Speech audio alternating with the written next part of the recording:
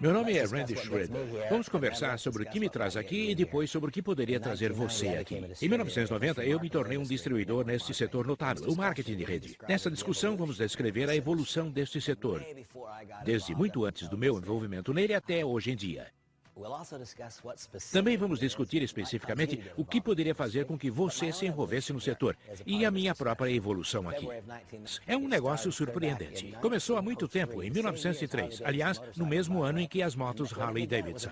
Começou com uma empresa chamada Watkins Products. Os produtos Watkins eram baunilha, canela e especiarias. Se você tem a minha idade ou mais, talvez se lembre do balcão da cozinha de sua mãe, ou talvez de sua avó, ou talvez ainda hoje pode ter visto a baunilha, a canela e as especiarias da Watkins. Foi a primeira empresa que habilitou empreendedores individuais a comprar um produto no atacado e vender no varejo, vendas diretas. Também permitiu que você desse mais um passo. Não apenas comprar no atacado e vender no varejo, mas estender essa oportunidade para outras pessoas. Poder recrutar e inscrever outras pessoas. Isso tem sido assim desde 1903. E entre 1903 e 1942, não mudou muita coisa no setor. Surgiu um grupo de empresas de vendas diretas. Não havia tecnologia que pudesse ser aplicada ao setor. Não estavam sendo geradas grandes rendas, mas o setor nasceu em 1903. Em 1909, um dos primeiros sinais de que um novo setor estava surgindo ocorreu. A primeira cópia da empresa.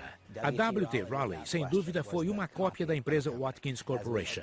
À medida que estudamos e discutimos o nosso setor, veremos que parte de uma evolução contínua foi uma empresa copiar a ideia de outra empresa e tentar aprimorar essa ideia. Às vezes conseguindo e às vezes não. Aliás, um acréscimo interessante nesse pensamento, pelo menos interessante para mim, como minha própria introdução ao setor, é que a primeira empresa de vendas diretas e, portanto, a primeira empresa de marketing de rede foi a Watkins Corporation. Em 1982, eu vendi um negócio que possuía para a Watkins e me vi dentro da empresa. Eu não era distribuidor, estava na equipe de administração da empresa. Foi uma experiência excepcional para mim, observar uma empresa de marketing de rede que existia literalmente há décadas, há gerações. Conheci pessoas cujos pais e avós haviam se envolvido. Eles continuam a obter rendas significativas, receitas recorrentes e permanentes. Essa é a característica essencial de uma empresa de marketing de rede desenvolvida adequadamente. De qualquer forma, tudo começou em 1903.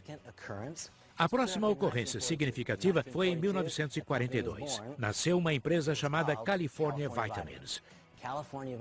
A California Vitamins foi significativa para a continuidade da evolução de nosso setor por diversos motivos. Na California Vitamins, era possível não apenas comprar produtos da empresa e vender para outras pessoas, você podia recrutar outras pessoas para fazer isso de certa forma em seu nome e ser pago durante 2 gerações. Foi a primeira empresa de marketing multinível. O setor de marketing de rede, ou marketing multinível, é muito interessante. É um setor que criou riqueza para muitas pessoas. Porém, tem uma característica estranha. O setor de marketing de rede tem a capacidade de provocar sentimentos de insegurança, mesmo nas pessoas mais seguras. Se eu perguntar a um médico em que ele trabalha, vai responder com orgulho: sou médico. Por quê? Porque acha bom ser médico. A sociedade já decidiu previamente o que significa ser um médico. Se eu conheço alguém que é advogado, vai me dizer: sou advogado. Dizem isso com orgulho. Não sei bem por quê. Estou brincando. Meu filho é advogado. Mas a sociedade diz que é bom, que significa muito ser advogado. Quando alguém diz trabalho no setor de marketing de rede, com frequência fala com alguma insegurança. Um setor curioso, essa capacidade para provocar sentimentos de insegurança até entre os mais seguros. Eu espero que você esteja entre as pessoas que, como eu, podem olhar qualquer pessoa nos olhos, não importa se é candidato, novo membro da organização ou parente, e dizer: os princípios fundamentais que regem o marketing de rede são superiores aos que regem os negócios convencionais. Espero que esta evolução no marketing de rede ajude você a atravessar essa ponte. Tudo começou em 1903 com os produtos da Watkins. A Watkins pavimentou o caminho para uma empresa chamada California Vitamins. Em 1949, a California Vitamins mudou seu nome para Nutrilite. E 2 pessoas muito importantes entraram para o negócio naquele ano. Essas pessoas foram Rich DeVos e Jay Van Andel. E eles se tornaram distribuidores muito bem-sucedidos da Nutrilite. Em 1959, saíram saíram da Nutrilite para iniciar uma empresa própria. A empresa que fundaram foi a Amway Corporation. A Amway iniciou uma grande aceleração desta evolução do marketing de rede. A Amway foi a primeira empresa a pagar 3 gerações em vez de apenas 2. A Nutrilite foi a primeira empresa de marketing multinível. Eles pagavam 2 gerações. Antes ela se chamava California Vitamins. Depois veio a Amway Corporation. Eles pagavam 3 gerações. Em 1959 nasceu a Amway. E entre 1959 e 1972, essa empresa teve um crescimento praticamente irrestrito. Em 1972, a Amway Corporation tinha um faturamento anual de 600 milhões de dólares. Pense nisso, 600 milhões de dólares em 1972, tendo partido do zero, do nada, de um brilho nos olhos. Rich DeVos e Jay Van Andel em 1959. Crescimento sem restrições. 600 milhões de dólares são um grande volume, um monte de negócios, um monte de riqueza sendo criada, um monte de dinheiro, tanto para os proprietários como para os distribuidores. E quando muito sucesso ocorre, pode apostar que vão surgir imitadores. Entre 1972 e 1975, ocorreu uma grande proliferação de empresas que entraram no setor tentando imitar o sucesso da Amway. Algumas eram legítimas, muitas não eram, e algumas eram fraudulentas. Essa grande proliferação de empresas motivou uma revisão geral do setor pelo governo dos Estados Unidos por intermédio da Federal Trade Commission. A Amway foi o principal alvo dessa investigação. Eles eram o gigante do setor. Eram a grande empresa. Em 1975, a Federal Trade Commission abriu um processo judicial contra a Amway, acusando-a de ser uma pirâmide, e tentou fazer com que a empresa encerrasse as operações. Essa é uma lição muito importante, porque entre 1975 e 1979, esse processo continuou e a maioria dos observadores externos acreditavam, em 1975, quando o governo dos Estados Unidos acusou a Amway de ser uma pirâmide, eu acho que a maioria acreditava que a empresa fecharia. Isso não ocorreu. Na verdade, a empresa continuou do mesmo tamanho. Não continuou a crescer, mas não desabou. Como isso foi possível? Como ocorreu? Aqui o valor de uma base de consumo de um produto que importa para as pessoas foi comprovado. Todas essas pessoas disseram, nossa, o Mike Wallace do programa 60 Minutes disse que é uma pirâmide. Não sei se é verdade ou mentira, mas sei que gosto do produto. Sei que eles fazem o que devem fazer e continuam enviando o meu pagamento. O cheque chega todos os meses. É compensado no banco. Portanto, não sei se o governo está certo ou errado, mas vou continuar usando o produto. Esta foi uma dessas lições essenciais. Se todo o padrão de consumo, todo o modelo de negócio se baseia no consumo de um produto consumível, tangível, físico, que importa para as pessoas, mesmo se houver algum evento externo que interrompa a produtividade do recrutamento, o modelo de negócios vai sobreviver. Vai se basear no consumo de um produto. Isso foi comprovado pela Amway. Em última instância, sua existência foi forçada pela decisão do julgamento da Amway. Entre 1975 e 1979, havia muita consternação sobre qual seria o resultado final. Qual seria o resultado final dessa investigação do setor de marketing de rede? O resultado final foi divulgado em 1979, com o que se tornou conhecido como o Regulamento da Amway. A decisão 93-618 da Federal Trade Commission, que é denominada como Regulamento da Amway. A redação do Regulamento da Amway é muito bonita. Define que a Amway não é uma pirâmide e que o marketing multinível é um método legítimo de levar produtos para os usuários finais e identifica claramente o campo de jogo. No regulamento da Amway, o campo de jogo é definido claramente. Se você quiser realmente entender o campo de jogo do marketing de rede, recomendo que você revise o regulamento da Amway. Você vai encontrar um conjunto de limites. Imagine um campo de futebol. O que há em um campo de futebol? Há limites nas laterais. Há um gol. A área do goleiro, a linha do pênalti. É assim que o regulamento da Amway funciona para o setor de marketing de rede. Identifica o que está claramente dentro das regras. E você poderia perguntar por que, se há esta série de limites bem identificadas, as empresas ainda são questionadas. Em minha própria experiência no setor, em 1990, eu me envolvi com uma empresa chamada New Skin, e a empresa foi processada investigada pela Federal Trade Commission. Alegavam que era uma pirâmide ilegal. A empresa sobreviveu. Por que sobreviveu? Porque o processo judicial demonstrou que a empresa estava dentro das regras, dentro dos limites que foram definidos pelo regulamento da Amway. Deve entregar um produto ou um serviço quantificável. E qual é outro parâmetro do regulamento da Amway? Que se eu estou em seu upline, upline significa que eu me envolvi no sistema antes de você. Deve ser tecnicamente possível para alguém que está no downline ganhar mais dinheiro do que alguém que está no upline.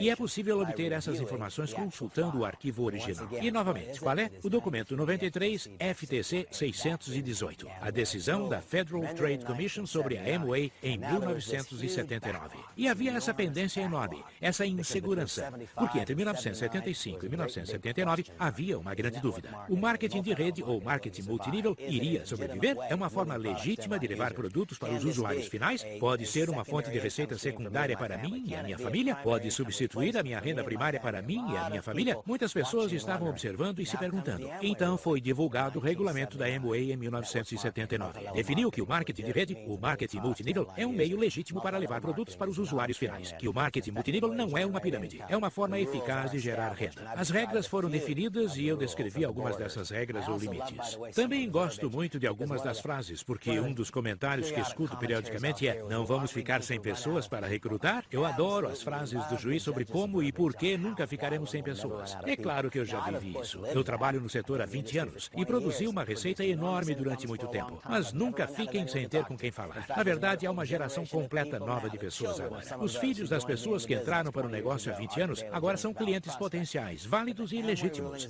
Mas o regulamento da Amway é realmente muito bonito. Em 1979, com o regulamento da Amway, o campo de jogo foi bem definido e identificado. Nos 3 anos seguintes, houve praticamente a abertura das comportas de uma barragem. Entre 1979 e 1982, 2 milhões de pessoas apenas nos Estados Unidos entraram para o setor de marketing de rede. 2 milhões de pessoas. E entre 1979 e 1982, o sistema se solidificou, porque as pessoas começaram a ganhar muito dinheiro. Atualmente, o setor já garantiu o seu sucesso. A viabilidade a longo prazo do setor foi garantida, porque agora tem legitimidade comprovada. E, como resultado do aumento incrível nas rendas obtidas pela liderança em algumas empresas entre 79 e 82, as pessoas que tinham opções positivas significativas agora começaram a avaliar o setor de marketing de rede como uma fonte primária de renda, em oposição a apenas uma fonte secundária de renda. Quando chegou 1982, 83, 84, alguns dos padrões do setor nasceram. Nesse período de tempo, empresas que mudaram o setor de marketing de rede para sempre surgiram. Foi quando nasceu a Herbalife, por exemplo. Há muito tempo eu sou um divulgador desse setor. Eu acredito que o marketing de rede é bom. Acredito que há uma grande diferença entre ser uma boa empresa e ser uma boa oportunidade. Acredito que há muitas boas empresas nesse setor de marketing de rede. Acredito que há uma diferença entre ser uma boa empresa e uma boa oportunidade. E outra diferença entre ser uma boa oportunidade e uma oportunidade para criar riqueza. Muitas variáveis estão envolvidas em tornar tudo isso possível. Mas eu sempre serei agradecido a Herbalife. Eu sempre agradecerei a Mark Hughes pelos valores que ele agregou ao setor. Após a Amway e após o primeiro sucesso de grande porte da Amway, a Herbalife foi a primeira empresa a ter o que eu chamaria de experiências de volume revolucionárias e a sustentar esses volumes. Vamos voltar para avaliar alguns momentos. Vamos falar sobre múltiplas curvas S. E quando falamos sobre múltiplas curvas S, vamos falar sobre Amway, Herbalife e Nu Skin. Isso vai ser importante para entender a dinâmica do momento oportuno em nosso setor. Naquele período entre 1982 e 1984, nasceu uma empresa chamada Nu Skin. Qual foi a contribuição primária da Nu Skin para o setor? A Nu Skin foi extremamente importante, em minha opinião, porque a Nu Skin foi a primeira empresa a realmente reconhecer que a liderança nesse setor é escassa. Na verdade, devo dizer que a liderança é escassa em geral. Como um plano de marketing reage a esse dilema é de importância crítica. A Amway foi a primeira empresa realmente grande de marketing de rede. Eles pagavam 3 níveis de liderança. Eu poderia inscrever você e você poderia inscrever mais uma pessoa. Teríamos 3 níveis de liderança e esse seria o nível do pagamento. Com muita frequência, precisamos pesquisar mais profundamente, além da primeira, segunda ou terceira geração, para encontrar uma verdadeira liderança. Mas Brigg e Lita agregaram um valor exclusivo. Se o plano de marketing pagasse 2 ou 3 gerações, será que Brigg e Lita teriam sido encontrados? Quem sabe se essa liderança liderança teria mergulhado fundo o suficiente para chegar a eles. Qual é o valor primário? Ou pelo menos um dos valores primários significativos que a New Skin agregou à equação? Eles foram o primeiro plano de marketing a pagar em 6 níveis de profundidade. E ao pagar em 6 níveis de profundidade, o que estavam dizendo? Estavam dizendo, nós entendemos que a liderança é escassa e entendemos que você vai precisar trabalhar muito profundamente na organização para encontrar a qualidade de liderança que vai sustentar tudo. E qual é outro valor tremendo que a New Skin agregou? A New Skin tornou-se uma empresa de capital aberto. E não apenas uma empresa de capital aberto, a New Skin é negociada na Bolsa de Valores de Nova York e foi seguida por algumas das maiores e melhores empresas em Wall Street. Isso mudou o nosso negócio. Antes as pessoas eram críticas ou desconfiadas em relação ao setor. Ajudou a avançar a minha carreira quando eu dizia, vamos ver a opinião da Merrill Lynch. Vamos ver a opinião da Merrill Lynch porque podemos revisar os comentários dele sobre o setor de marketing de rede, estudando a New Skin. Vamos ver o que a Goldman Sachs pensa. Vamos analisar a opinião das diversas empresas financeiras de Wall Street. A decisão de Wall Street de adotar o setor de marketing de rede deve-se em alguma medida à New Skin.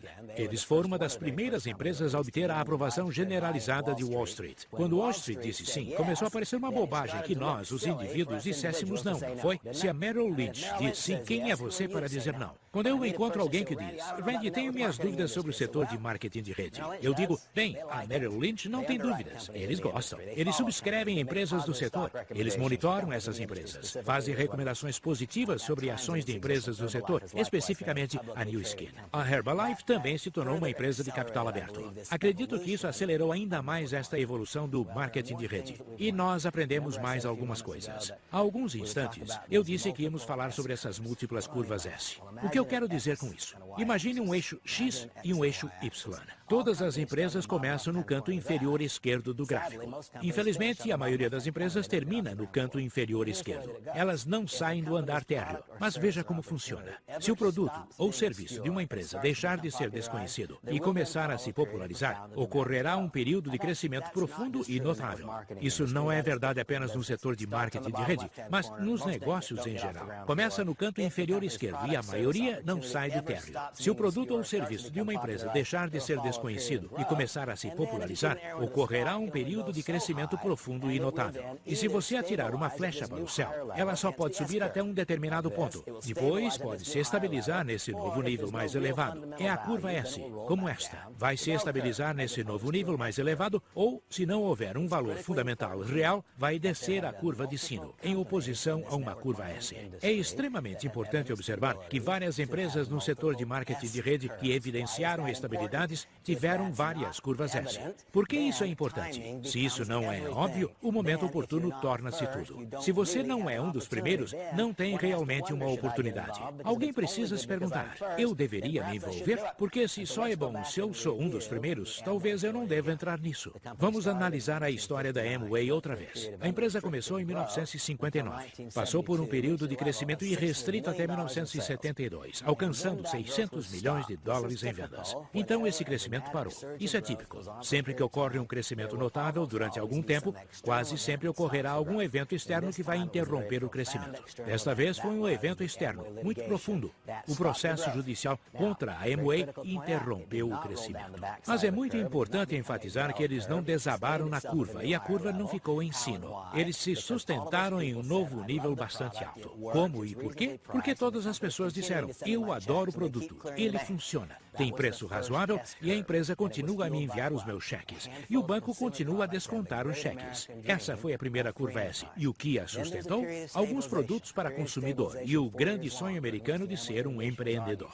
Depois ocorreu um período de 4 anos de estabilização, durante o qual o processo judicial da Amway tramitou. Por fim, foi divulgada a sentença da Amway, que impulsionou a segunda curva S. Foi muito mais explosiva do que a primeira. As vendas da empresa passaram para 2 bilhões de dólares. Foi a segunda curva S. E as pessoas que você mais conhece, os nomes que você mais conhece como as pessoas que mais ganham dinheiro na empresa, não estavam lá no início. Não estavam lá no início, não participaram da primeira curva S. Eles se beneficiaram com a segunda curva S. Ela foi maior do que a primeira. Levou a empresa de 600 milhões para 2 bilhões em vendas anuais. E o que a impulsionou? Uma extensão da linha de produtos. E tem mais. A Amway teve uma terceira curva S, que foi a mais poderosa de todas. Levou a empresa de 2 bilhões de dólares em vendas para a faixa de 9 ou 10 bilhões. E o que ocorreu? uma expansão multinacional. Esse é um pensamento extremamente importante. Quem mais teve curvas S? A New Skin teve várias curvas S. A primeira foi um crescimento profundo nos Estados Unidos. A segunda curva S, no caso da New Skin, foi a diversificação divisional, quando passaram de ser a New Skin sozinha para ser a New Skin e outra divisão. A Big Planet provocou uma segunda curva S. A ID e farmacêuticos provocaram outra curva S, e depois a expansão multinacional provocou outra curva S. A Herbalife teve várias curvas S. A Sunrider teve várias curvas S. Nesta evolução de marketing de rede, o que aprendemos? Aprendemos que, embora uma empresa passe por uma temporada de crescimento profundo e notável, isso não precisa implicar que não há mais possibilidades. Na verdade, pode sugerir, e sugeriu entre as melhores, que é a definição do cenário por uma temporada de crescimento ainda maior e mais notável. E a história sugeriu que as maiores rendas são obtidas pelas pessoas que chegam para a segunda curva S, ou a terceira curva S. A história comprovou e evidenciou isso. Há algumas outras coisas muito importantes que podemos aprender estudando a história de nosso setor. Eu estudei e continuo estudando o setor de marketing de rede. Acredito que não há motivos para errar. É um modelo grande o suficiente.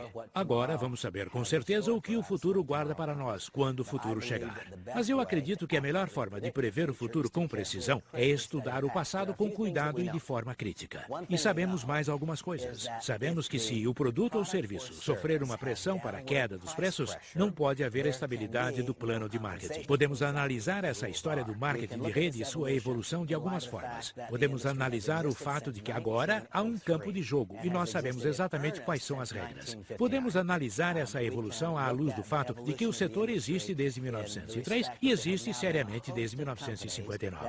Podemos analisar a evolução do setor em relação a que agora existem muitas empresas que surgiram há mais de 20 anos. O setor não está mais sendo questionado. É isso que eu quero que você entenda. Há 20 anos, quando eu me envolvi, o setor em si, de certa forma, ainda estava sendo questionado. Eram poucas as empresas que existiam há 10 ou 15 anos. Muito poucas. Atualmente, o setor não está mais sendo questionado. Eu não acredito que esse conhecimento seja realmente público. Não acredito que as pessoas em geral entendam isso. Mas o setor em si não está mais sendo questionado. Empresas como Amway, Shaklee, Herbalife, Melaleuca, New Skin e NSA, há tantas que existem desde o início dos anos 80 que continuam a obter centenas de milhões ou até bilhões de dólares em receita anual. O setor simplesmente não está mais sendo questionado. A próxima coisa que podemos identificar é o fato de que atualmente existem muitos casos de empresas com uma série de temporadas de crescimento. Não são apenas momentos pontuais em que uma empresa tem um período em que entra na moda e cresce muito. As empresas bem construídas e bem gerenciadas, que têm os elementos realmente implementados para o sucesso, demonstraram uma capacidade de ter várias curvas S. Podemos identificar o fato de que o setor agora foi adotado globalmente, sendo que quando eu me envolvi pela primeira vez no setor, era quase exclusivamente um negócio baseado nos Estados Unidos. E podemos aprender ainda mais. Podemos aprender ainda mais com esta evolução em marketing de rede, porque podemos avaliar o design do plano de remuneração. Quando o setor nasceu, só permitia a compra e a venda de produtos, vendas diretas. Então ocorreu aquela metamorfose e surgiu um setor de marketing multinível. Primeiro com pagamentos em 2 níveis, depois 3, e depois, com a New Skin, em 6 níveis. E a remuneração também evoluiu de forma notável, quando se percebeu que a liderança é escassa. Não há lideranças suficientes, e o esforço continuado do setor, das melhores e mais inteligentes mentes do setor, tem sido para encontrar formas de conectar as verdadeiras lideranças. Essa é a tarefa fundamental, conectar as verdadeiras lideranças. Eu desejo o melhor para você.